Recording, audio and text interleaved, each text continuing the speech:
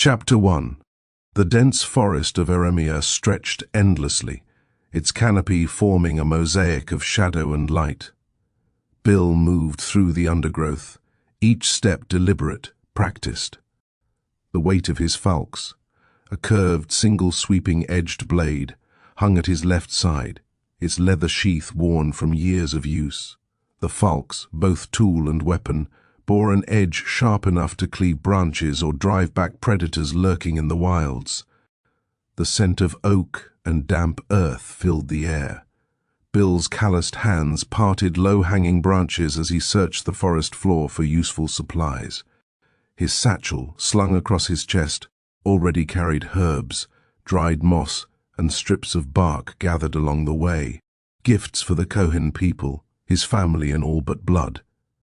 A flock of birds burst from the treetops as a distant howl rolled through the forest. Bill paused and turned toward the sound. His sharp blue eyes scanned the thick brush. Nothing stirred. Just the wind, he muttered, though his hand settled on the hilt of the falx, ready for anything. At 21, Bill stood lean and strong, his body shaped by life in the wild. Sweat and rain dampened his blonde hair, strands falling into his eyes as he pushed forward. Sharp lines carved his youthful face, but a quiet weight settled behind his gaze, resolve shaped by solitude and secrecy. The forest had cradled him since childhood, a sanctuary far from the world's chaos.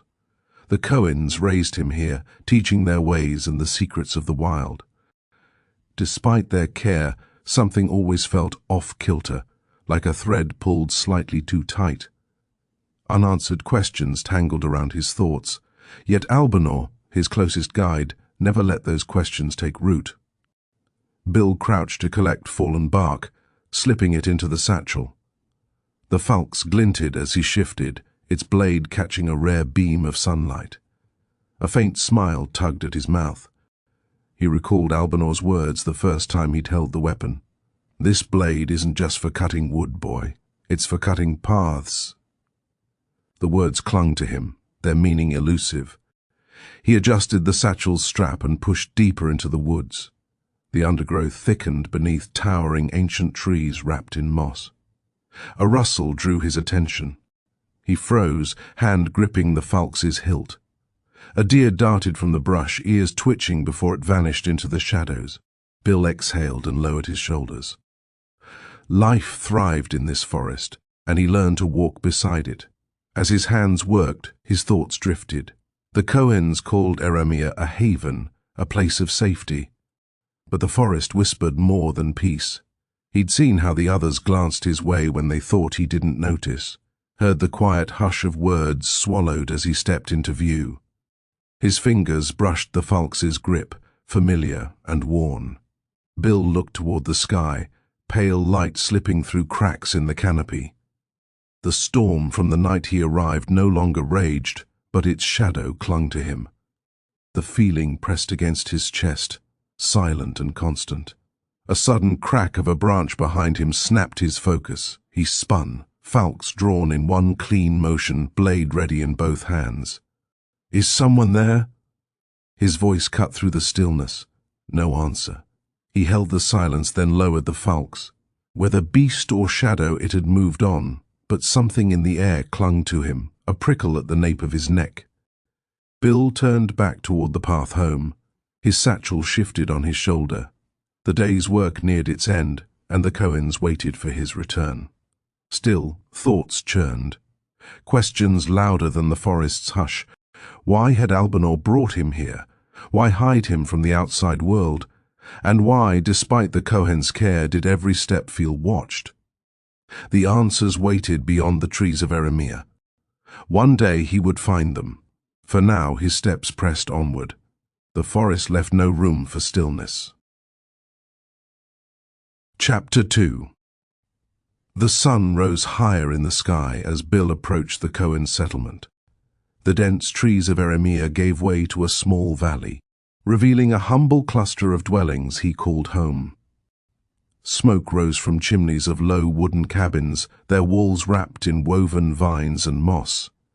The settlement lay quiet, save for the rustling leaves and the occasional call of a distant bird. Bill paused at the edge, Falx resting at his side. His cabin stood off in the forest, its steep triangular roof cutting sharply against the darkening sky. The structure leaned into the woods as though the earth itself shaped it. Wooden beams and thick thatched walls grounded it with a sense of sturdiness and permanence. Rain slid cleanly off its sloped roof, which fell on either side to meet the ground, giving the cabin its unmistakable form. Before he continued on his journey, a familiar voice called out, "Back so soon, Bill?"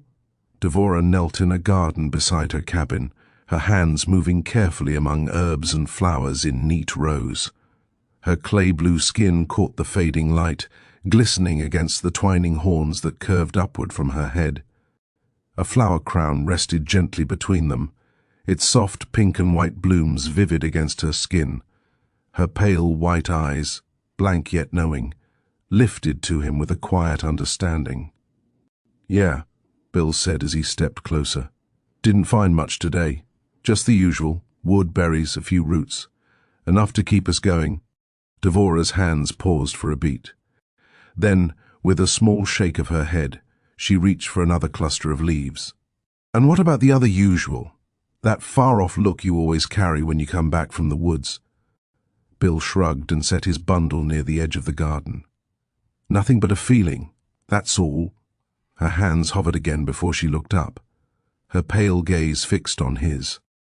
"A feeling keeps you in the forest for so long? Talk to me, Bill." He hesitated. His eyes dropped to the flowers, the familiar colors and scents that always grounded him. "Hard to explain. Feels like I belong somewhere else, doing something more. I mean, I am grateful for you, for Albanor, for everything.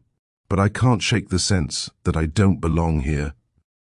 Devora's expression softened, her gaze tracing the weight in his eyes. She set down her flowers and stepped forward, her hand resting gently on his arm. "You've carried this for a long time, haven't you?" Bill nodded, uncertainty tightening his brow. "Since I was a kid, I thought it would fade as time went on, but it hasn't." Her eyes deepened, shadows of sorrow flickering within. "Bill, you may not feel it now, but you are where you're meant to be. Your place here with the Cohens. What you've done for this community, it matters. The heart deceives to make us feel less than what we actually are, so we desire more than what we need. Don't let it diminish what you have." Her words lingered. Bill glanced toward his cabin, its door slightly ajar as if inviting him inside. The weight of her words pressed against the unspoken thoughts that had followed him for years. "You're still as wise as ever," he said, voice low. Devora smiled, brushing the flower crown from her head as she straightened. "Good, now go rest. You've earned it." She offered a playful wink before returning to her herbs, her hands already at work again. After some time, Bill stepped into his cabin, the late morning sun pouring through the small windows and painting warm light across the wooden walls. The day held heat and promise, the breeze outside barely brushing the trees. The air felt fresh, alive with the promise of another peaceful day in the heart of Eremia. His home, though simple, carried a comfort that settled into his bones. Thick logs formed the walls, weathered like him. The stone hearth remained empty. He never lit it during warmer months. Sunlight gave enough warmth. He laid the falx against the wall with a soft thud, the blade catching the light as it leaned beside him. For a moment he stood still. Silence stretched around him. Not cold, but complete. Still, something unsettled crept beneath his skin. Crossing the room, he placed both hands on the table near the window. The wood felt smooth, worn by time and use. His gaze stretched outward, across trees swaying in the breeze under a sky clear and endless. Birds called from the forest, their songs weaving with the stillness. The Cohens lived at peace here, a quiet solitude that protected them from the outside world. But the peace didn't settle inside him, despite feeling a brief comfort from Devora's words. He rubbed his thumb along the edge of the table, his eyes still fixed on the view beyond. Her certainty failed to root itself in him. Something else pulled. a need to understand, to know what waited beyond Eremia, a longing buried deep and old. He ran his thumb along the table's edge, eyes fixed outside. Beauty painted the world before him. Still, he stood apart from it. Is this truly where I belong? The question stirred again, rising like a storm on the edge of the sky. With a sigh, he moved away from the table and glanced around the cabin. The wooden shelves held various supplies, tools, and objects from his past. A few of his keepsakes, tokens from the Cohens, carefully arranged on one shelf. He ran his fingers over a worn journal, its pages filled with memories, lessons, and notes from Albanor, who had taught him so much. With a sharp breath, Bill stepped back, leaning against the table. Brooding alone wouldn't bring answers. He needed to speak with Albanor, someone who understood, someone who could make sense of the quiet ache inside him. Albanor, who had guided him since childhood, held the key to something deeper. His resolve came swift. Instinct pulled him forward. He grabbed the falx, its blade gleaming faintly as he slid it into the worn leather sheath at his left hip, the hilt resting just above his waist. Bill adjusted it slightly, feeling its familiar weight settle comfortably at his side. Outside, sunlight brightened the path, the air washed clean by morning winds. Bill adjusted the falx again, his steps steady as he moved toward the temple. Trees swallowed him once more. Only the rustling leaves and birdsong broke the stillness. The path wound through the heart of Eremia, a road he knew well. The temple rose not far from the settlement, nestled at the edge of the wilds. Stones from the land formed its bones, grounded it like the forest itself.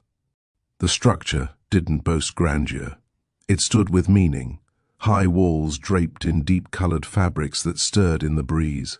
Smoke curled from small altars near the entrances, mixing with the sharp sense of herbs and incense. It smelled of reverence. The smoke drifted upward, soft and slow, like prayers taking flight. Though no larger than 3 cabins combined, the temple held weight beyond its size. Fabrics sewn with intricate patterns dressed the walls, a reflection of the Cohens' ties to the land, to unseen forces that shaped their paths. A place not meant for worship, yet sacred nonetheless. The Cohens trusted in a force beyond sight, a power that gave breath and purpose, guiding hands and hearts. Within these walls they offered thanks and sought understanding. The temple marked a space for peace, reflection, and connection.